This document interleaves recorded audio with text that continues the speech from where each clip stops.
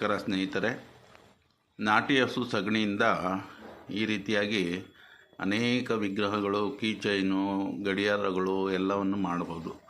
ಇದಕ್ಕೆ ಬೇಕಾಗಿರ್ತಕ್ಕಂಥ ಸಾಮಗ್ರಿಗಳು ಮತ್ತು ಯಾವ ರೀತಿ ಮಾಡಬೇಕು, ಈಸಿಯಾಗಿ ಹೆಂಗೆ ಮಾಡೋದು ಅನ್ನೋದನ್ನು ಇವತ್ತಿನ ವಿಡಿಯೋದಲ್ಲಿ ತಿಳಿಸ್ಕೊಡ್ತೀನಿ.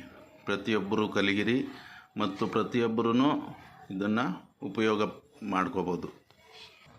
ಮೊದಲಿಗೆ ಹಸುವಿನ ಸಗಣಿ ಪುಡಿ ಮಾಡಿ ಇಟ್ಕೊಂಡಿರಬೇಕು. ಮತ್ತು ಅದಕ್ಕೆ ಗಮ್ಮು ಯಾವ್ದು ಹಾಕ್ತೀವಿ, ಏನು ಎಲ್ಲ ಎಷ್ಟು ಪ್ರಮಾಣದಲ್ಲಿ ಹಾಕ್ತೀವಿ ಪ್ರತಿಯೊಂದನ್ನು ನಾವೀಗ ತಿಳಿಸ್ಕೊಡ್ತೀವಿ.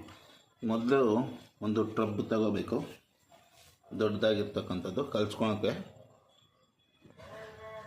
ನೋಡಿ, ಇದು ಮುಂಚೆನೇ ನಾವು ಹಸುವಿನ ಸಗಣಿ ಪುಡಿಯನ್ನು ಮಾಡಿಟ್ಕೊಂಡಿದ್ದೀವಿ. ಈ ಥರ ಫುಲ್ ನೈಸ್ ಆಗಿರಬೇಕು.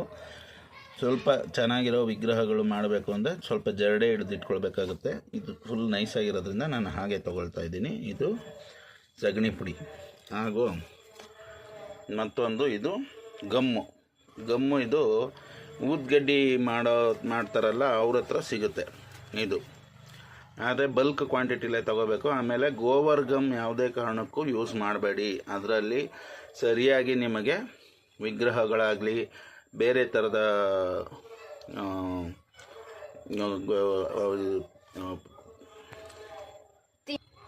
ಥರದ ಮೋಲ್ಡ್ಗಳಲ್ಲಿ ತೆಗೆಯುವಾಗ ನಿಮಗೆ ಅದರಲ್ಲಿ ತುಂಬ ಕ್ರ್ಯಾಕ್ಸ್ ಬರುತ್ತೆ. ಅದಕ್ಕೆ ನೀವು ಈ ಜಿಗುಟು ಅಂತೀವಿ ಇದನ್ನು.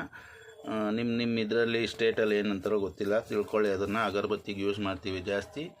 ಗೋವರ್ ಗಮ್ ಮಾತ್ರ ದಯವಿಟ್ಟು ಯೂಸ್ ಮಾಡಬೇಡಿ.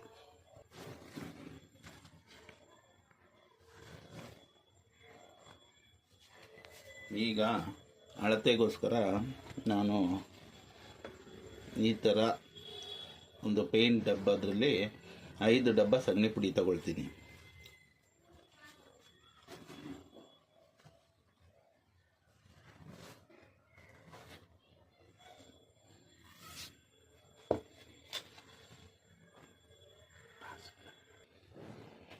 ನೋಡಿ, ಈ ಥರ 5 ಡಬ್ಬಿ ನಾನು ಸಗಣಿ ಪುಡಿ ತೊಗೊಂಡಿದ್ದೀನಿ. ಇದನ್ನು ನೀವು ತೂಕ ಮಾಡಿದ್ರೆ 1.5 kg ಬರುತ್ತೆ. ಈಗ ಇದು ಜಿಗುಟು. ಈಗೇನು ಸಗಣಿ ಪುಡಿನ ಅಳತೆ ಮಾಡಿದ್ರೆ ಅದೇ ಡಬ್ಬದಲ್ಲಿ 1 ಡಬ್ಬ ಫುಲ್ಲಾಗಿ ಜಿಗುಟನ್ನ ತೊಗೋಬೇಕಾಗುತ್ತೆ. 5:1. 5 ಡಬ್ಬಿ ನೀವು ಸಗಣಿ ಪುಡಿ ತಗೊಂಡ್ರೆ 1 ಡಬ್ಬಿ ಜಿಗುಟನ್ನು ತಗೋಬೇಕಾಗುತ್ತೆ. ಇದನ್ನು ನೀಟಾಗಿ ಫಸ್ಟು ಮಿಕ್ಸ್ ಮಾಡ್ಕೋಬೇಕು ಕೈಯಲ್ಲಿ ಈ ರೀತಿಯಾಗಿ.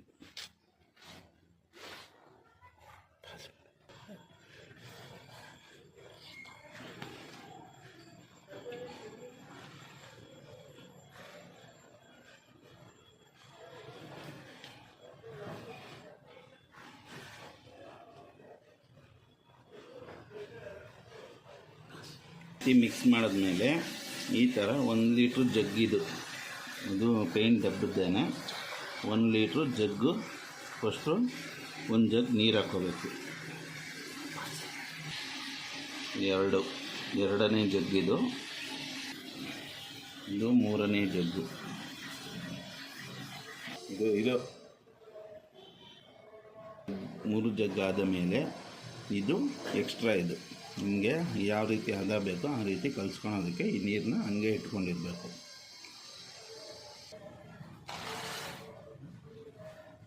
ಹಿಂಗೆ ನೀಟಾಗಿ ಈ ರೀತಿಯಾಗಿ ನೀಟಾಗಿ ಮುದ್ದೆ ತೊಳಸ್ತಿರಲ್ಲ, ರಾಗಿ ಮುದ್ದೆನ, ಆ ರೀತಿಯಾಗಿ ಇದನ್ನು ಕಲಿಸ್ಕೋಬೇಕು.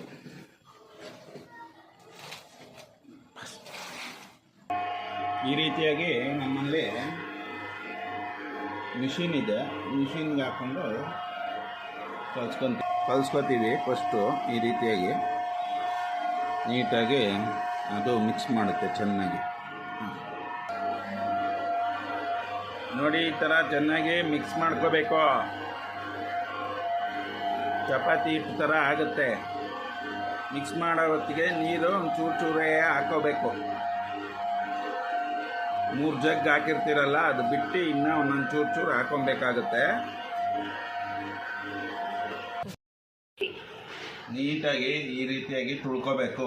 ಚಪಾತಿ ಥರ ಬಂದಿರುತ್ತೆ. ಅದನ್ನು ಈ ಥರ ಪೈಪು ಯಾವುದನ್ನ PVC ಪೈಪ್ನಲ್ಲಿ ಅಥವಾ ಮನೆಯಲ್ಲಿ ಚಪಾತಿ ಮಾಡೋ ಲಟ್ಟಂಗಿ ಇರುತ್ತಲ್ಲ ಅದರಲ್ಲೂ ಮಾಡ್ಬೋದು. ನೀಟಾಗಿ ಹಿಂಗೆ ಒಸ್ಕೋಬೇಕು ನೀವು. ನಿಮಗೆ ಕೆಲಸ ಈಸಿ ಆಗೋದು ಇಲ್ಲೇನೆ. ನೀಟಾಗಿ ಒಂದು ಅರ್ಧ ಇಂಚು ದಪ್ಪಕ್ಕೆ ನೀವು ಒಸ್ಕೋಬೇಕು. ಈ ಥರ ಕೆಲಸನೂ ಈಸಿ ಆಗುತ್ತೆ, ನಿಮಗೆ ಎಲ್ಲೂ ಕ್ರ್ಯಾಕ್ ಬರೋದಿಲ್ಲ. ಯಾವುದೇ ಕಾರಣಕ್ಕೂ ಗೋವರ್ ಗಮ್ಮು ಯೂಸ್ ಮಾಡಬೇಡಿ. ಡೋಂಟ್ ಯೂಸ್ ಗೋವರ್ ಗಮ್, ಅದರಲ್ಲಿ ಕ್ರ್ಯಾಕ್ ಜಾಸ್ತಿ ಬರುತ್ತೆ. ಆಮೇಲೆ ಇವತ್ತಿಟ್ಟಿರೋ ಮಿಕ್ಕಿರೋ ಹಿಟ್ಟನ್ನ ಇಟ್ಬಿಟ್ಟು ನಾಳೆ ಮಾಡೋಕ್ಕೆ ಹೋದರೆ ಅದು ವಾಸನೆ ಬರುತ್ತೆ. ಇದು ಜಿಗುಟು. ನಿಮ್ಗೆ ಊದ್ಗಡ್ಡಿ ಮಾಡೋದ್ರಲ್ಲೆಲ್ಲ ಎಲ್ಲ ಕಡೆ ಸಿಗುತ್ತೆ, ಆದರೆ ಅವರು ಲೂಸ್ ಕೊಡೋದಿಲ್ಲ, ಮೂಟೆಗಟ್ಟಲೆ ತಗೋಬೇಕು. ನಿಮಗೆ ರಾ ಮೆಟೀರಿಯಲ್ಲು ಸಗಣಿ ಪುಡಿ ಆಗ್ಬೋದು, ಗಮ್ ಆಗ್ಬೋದು ಸಿಗಬೇಕು ಅಂದರೆ ಲಾಸ್ಟ್ಗೆ ನನ್ನ ವೀಡಿಯೋದಲ್ಲಿ ನಂಬರ್ನ ಶೇರ್ ಮಾಡ್ತೀನಿ. ನಿಮ್ಗೆ ಗಮ್ ಎಷ್ಟು ಬೇಕು ಎಲ್ಲ ಹೇಳಿದ್ರೆ ಕಳಿಸ್ಕೊಡ್ತೀವಿ. ಕೊರಿಯರ್ ಚಾರ್ಜ್ ಎಲ್ಲ ಎಕ್ಸ್ಟ್ರಾ ಇರುತ್ತೆ. ಯಾವುದೇ ಒಂದು ಗಣಪತಿನ ತೆಗಿಯೋಕ್ಕಾಗಲಿ ಯಾವುದಕ್ಕೆ ಆಗಲಿ ನೀವು ಫಸ್ಟು ಈ ಥರ ಒಸ್ಕೊಬೇಕು. ಇದೇ ನಿಮಗೆ ಕೆಲಸ ಈಸಿ ಮಾಡೋದು.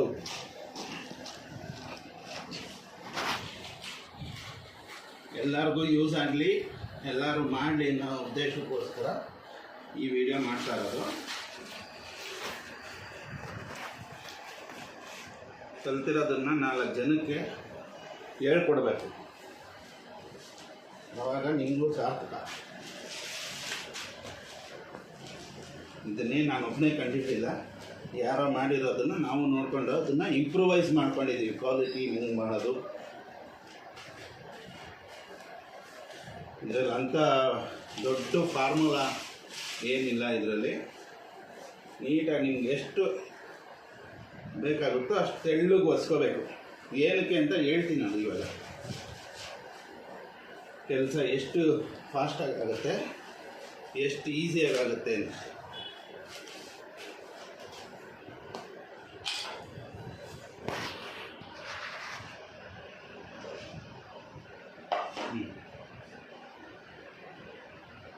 ಈಗ ಈ ಥರ ಮೋಲ್ಡ್ ತಗೋಬೇಕು. ಇದು ಗಣೇಶನ ಮೋಲ್ಡ್. ಇದು ಈ ಥರ ಹಿಂಗೆ ಇಟ್ಕೊಂಡು ಮೋಲ್ಡ್ನ ಈ ಥರ ಇಟ್ಕೊಂಡು ಹಿಂಗೆ ಮಾರ್ಕ್ ಮಾಡ್ಕೊಳ್ಳಿ. ಮಾರ್ಕ್ ಮಾಡಿ ಕಟ್ ಮಾಡಿ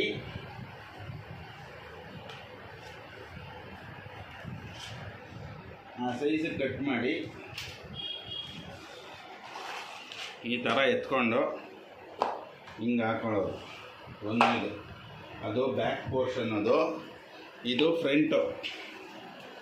ಫ್ರಂಟುದು ಇದೇ ರೀತಿ ಮಾರ್ಕ್ ಮಾಡಿಕೊಂಡು ನಾವು ತಿಕ್ಕೋಬೇಕಾಗುತ್ತೆ.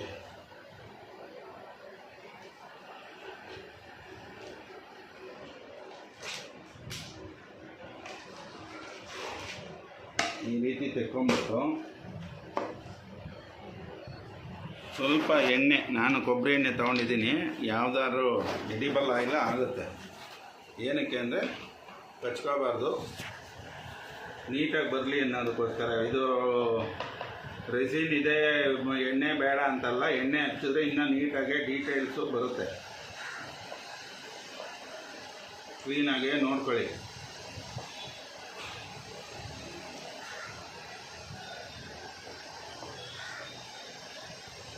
ಇದು ಫೈಬರ್ ಇರೋದ್ರಿಂದ ಇದಕ್ಕೆ ಸ್ವಲ್ಪ ಜಾಸ್ತಿ ಹಾಕಬೇಕಾಗುತ್ತೆ.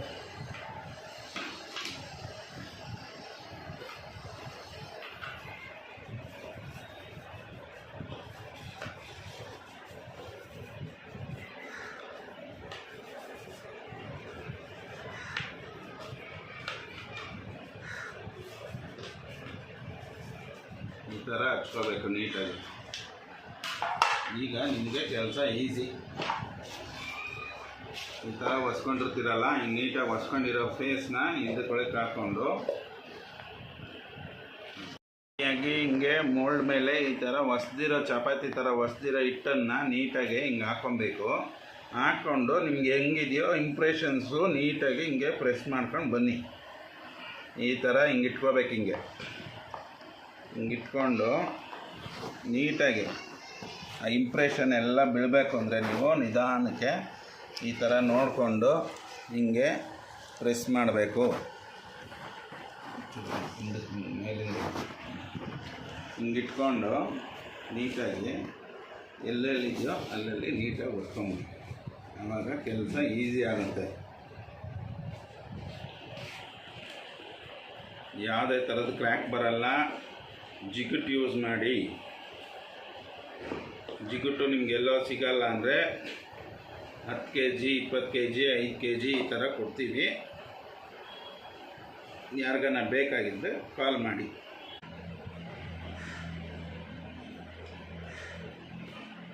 ನೀವೆಷ್ಟು ಪ್ರೆಸ್ ಮಾಡಿಬಿಡ್ತೀರೋ ಅಷ್ಟು ಗಣೇಶನ ಮೂರ್ತಿ ಚೆನ್ನಾಗಿ ಬರುತ್ತೆ.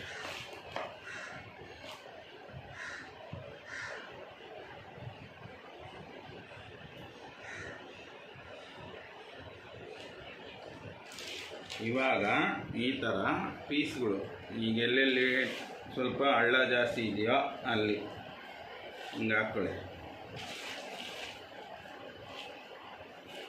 ಹಿಂಗೆ ಪೂರ್ತಿನೂ ನೀವು ಹಾಕೋಣ ಅವಶ್ಯಕತೆ ಇಲ್ಲ. ಇಟ್ಟು ಕೂಡ ಮಿಗುತ್ತೆ ನಿಮಗೆ. ಈ ರೀತಿ ಎಲ್ಲೆಲ್ಲಿ ಹಳ್ಳ ಪಳ್ಳ ಥರ ಇರುತ್ತೋ ಅಲ್ಲೊಂದು ಸ್ವಲ್ಪ ಹಿಂಗೆ ಸಪೋರ್ಟಿಂಗು ಕೊಡಿ.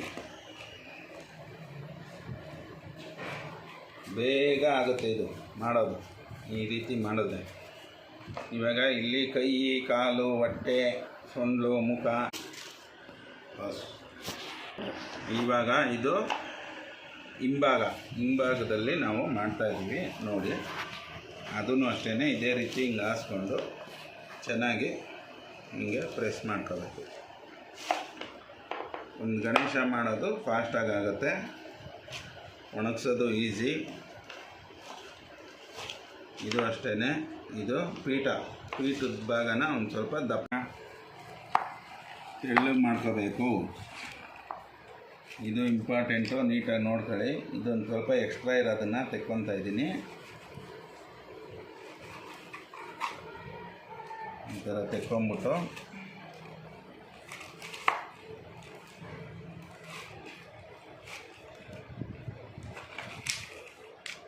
ಇದು ಎಕ್ಸ್ಟ್ರಾ ಇರೋ ಪಾರ್ಟ್ನ ತೆಕ್ಕೊಂಬಿಡ್ಬೇಕು. ಮತ್ತು ಇದನ್ನು ಸೈಡಲ್ಲೆಲ್ಲ ತೆಳ್ಳಗೆ ಮಾಡ್ಕೋಬೇಕು. ಯಾಕಂದರೆ ಇನ್ನೊಂದು ಮೋಲ್ಡ್ ಮೇಲೆ ಇದು ಕೂರುತ್ತಲ್ಲ, ಅದಕ್ಕೋಸ್ಕರ ಇದನ್ನು ತೆಳ್ಳಗೆ ಮಾಡ್ಕೋಬೇಕು. ಈಗ ಇನ್ನೊಂದು ಫ್ರಂಟ್ ಮೋಲ್ಡನ್ನು ಈ ರೀತಿ ಸ್ವಲ್ಪ ನೀರು ತೇವ ಮಾಡ್ಕೊಳ್ಳಿ. ಯಾಕಂದರೆ ಇನ್ನೊಂದು ಮೋಲ್ಡ್ ಬಂದು ಅದ್ರ ಮೇಲೆ ಕೂರುತ್ತಲ್ವ. ಈಗ ಇದು ಹಿಂದ್ಗಡೆ ಪೋರ್ಷನ್ಗೂ ನೀರು ಹಚ್ಕೊಂಡು, ನಾವು ಯಾವುದು ನಟ್ಟು ಬೋಲ್ಟು ಏನು ದಾರ ಹಗ್ಗ ಏನೂ ಹಾಕಿ ಕಟ್ಟಲ್ಲ. ಇದು ಸುಮ್ಮನೆ ಹಿಂಗಿಟ್ಟು ಪ್ರೆಸ್ ಮಾಡಿಬಿಡೋದು. ಹಿಂಗೆ ಮಾರ್ಕು ಒಂದು ಅಂದಾಜಲ್ಲಿ ಇಟ್ಕೊಂಡು ನೀಟಾಗಿ ಸ್ವಲ್ಪ ಪ್ರೆಷರ್ ಕೊಟ್ಟು ಪ್ರೆಸ್ ಮಾಡೋದಷ್ಟೇ. ನೀವು ನಟ್ಟು ಬೋಲ್ಟು ದಾರ ಬೇಕಾದ್ರೆ ಕುತ್ಕೊಬೋದು, ಬೇಗ ಆಗುತ್ತೆ. ಅಂದರೆ ನಟ್ಟು ಬೋಲ್ಟ್ ಹಾಕ್ಕೊಂಡು ಕುತ್ಕೊಂಡ್ರೆ ಲೇಟ್ ಆಗುತ್ತೆ.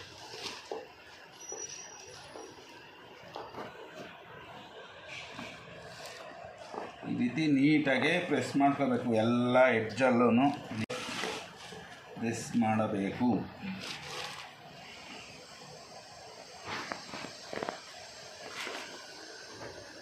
ನೋಡಿ ಈ ಥರ ಒಳಗಡೆ ಹಾಲೋ ಬರುತ್ತೆ ನೀಟಾಗಿ. ಇವಾಗ ಏನು ಮಾಡಬೇಕು ಅಂದರೆ ಈ ಪೋರ್ಷನ್ನಲ್ಲಿ ಇಲ್ಲಿ ತೋರಿಸ್ತಾ ಇದ್ದೀನಲ್ಲ, ಈ ಪೋರ್ಷನ್ನಲ್ಲಿ ನೀವು ಜಾಯಿಂಟಿಂಗ್ ಮಾಡಬೇಕು.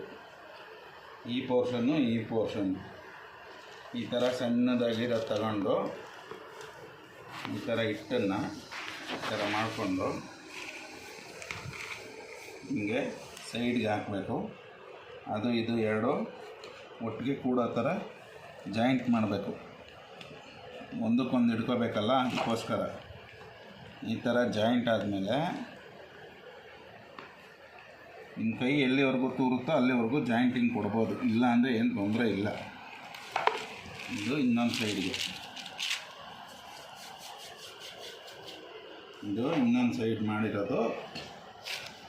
ಈಗ ಇದು ಹಚ್ಚಿ ಈ ರೀತಿ ಜಾಯಿಂಟ್ ಮಾಡ್ಕೋಬೇಕು. ಗಟ್ಟಿಗೆ ಇಟ್ಕೊಂಡಿರಬೇಕು ಮೋಲ್ಡು. ಆವಾಗ ಜರುಗಾಡಲ್ಲ. ಇಲ್ಲ ಅಂದರೆ ನೀವು ನಟ್ಟು ಬೋಲ್ಟ್ ಹಾಕಬೇಕು, ಇಲ್ಲ ದಾರ ಗಿರ ಸುತ್ತಿ ನೀವು ಮಾಡ್ಕೊಬೇಕಾಗತ್ತೆ. ನಾವು ಅದೆಲ್ಲ ಸುತ್ತೋದು ಕಟ್ಟೋದು ಎಲ್ಲ ಇಲ್ಲ ನಮ್ಮಲ್ಲಿ. ನೀಟಾಗಿ ನಮ್ಗೆ ಹಿಂಗೆ ಮಾಡ್ಕೊತೀವಿ, ನಮ್ಗೆ ಹಿಂಗೆ ಈಸಿಯಾಗಿದೆ. ನೀವು ಬೇಕಾದ್ರೆ ಒಂದು ದಾರನ ಏನೋ ಹಾಕ್ಕೊಂಡು ಕಟ್ಕೋಬೋದು.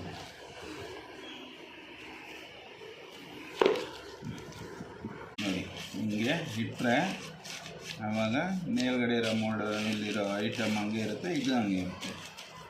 ತುರ್ಕಾದ್ಮೇಲೆ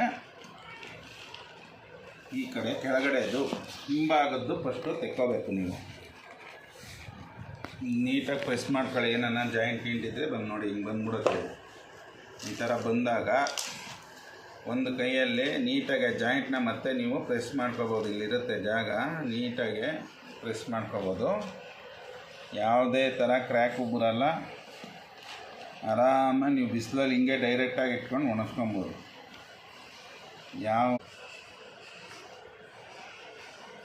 ಆದಷ್ಟು ನೀವು ಕಲೀರಿ, ನಿಮ್ಮ ಫ್ರೆಂಡ್ಸ್ಗೂ ಕಲಿಸಿ. ಇಲ್ಲ ನಿಮ್ಮ ಕಲಿಯೋಕ್ಕಾಗಿಲ್ಲ ಅಂದರೆ ಶೇರ್ ಮಾಡಿ ವಿಡಿಯೋನ, ಬೇರೆಯವ್ರಿಗನ ಯೂಸ್ ಆಗಲಿ. ಈ ರೀತಿಯಾಗಿ ಅದು ಯಾವ ರೀತಿ ಶೇಪ್ ಇದೆಯೋ ಆ ಶೇಪು ತೆಕ್ಕೊಬೇಕು. ನೀವು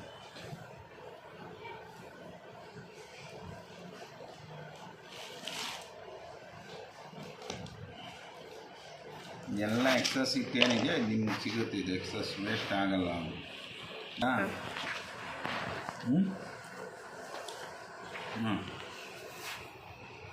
ಕೊಡ್ತಾಯ್ತಾ? ಈಗ ನೋಡಿ, ಇದು ಬ್ಯಾಕ್ ಪೋರ್ಷನ್ ತೆಗೆದ್ಮೇಲೆ ಹಿಂಗೆ ನಿಲ್ಲಿಸ್ಕೊಳ್ಳಿ ಮೋಲ್ಡ್ನ.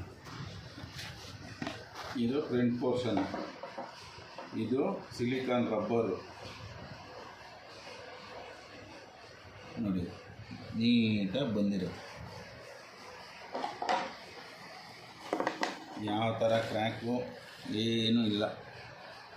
ಇದು ಬ್ರಷ್ದು, ಇದು ಕೂದಲು ಅಂಟ್ಕೊಂಡಿದೆ. ಇದನ್ನು ತೆಕ್ಕೊಬೋದು. ಯಾವ ಥರ ಕ್ರ್ಯಾಕು ಬರಲ್ಲ. ಇದೇನು ಎಕ್ಸ್ಟ್ರಾ ಇದೆಯಲ್ಲ, ಇದೆಲ್ಲ ಎಕ್ಸ್ಟ್ರಾ ನೀವು ಒಣಗಿದ ಮೇಲೆ ಫೈಲ್ ತಗೊಂಡು ಉಜ್ಜಿ ನೀವು ರೆಡಿ ಮಾಡ್ಕೋಬೋದು. ನೋಡಿ, ಪ್ರತಿಯೊಂದು ಕಣ್ಣು, ಸೊಂಡ್ಲು, ಮೂಗು ಎಲ್ಲ ಚೆನ್ನಾಗಿ ಬಂದಿದೆ. ಇದು ಈ ರೀತಿಯಾಗಿ ಫುಲ್ಲ ಅಂತ ನೀಟಾಗಿ ಫುಲ್ಲು ಕಾಣಿಸ್ಬೋದು. ಗಣೇಶ ಈ ಥರ ನೀಟಾಗಿ ಬಿಸಿಲಲ್ಲಿ ಒಣಗಿಸಿ, ಬಿಸಿಲಲ್ಲಿ ಇಟ್ಟಿದ್ದೀನಿ. ಈಗ ಆಮೇಲೆ ಒಂದು ವೀಡಿಯೋ ಮಾಡಿ ತೋರಿಸ್ತೀನಿ ಇನ್ನೊಂದು ನಿಮಗೆ. ಬಿಸಿಲಲ್ಲಿ ಇಟ್ಟಾಗ ಹೆಂಗಿರುತ್ತೆ ಅಂತ ನೋಡ್ತಾರೆ. ಏನೂ ಆಗೋದಿಲ್ಲ. ಯಾವ ಗಣೇಶ ಹೆಂಗೆ ಬೇಕಾದ್ರೆ ಅದು ನೀಟಾಗಿ ಬರುತ್ತೆ.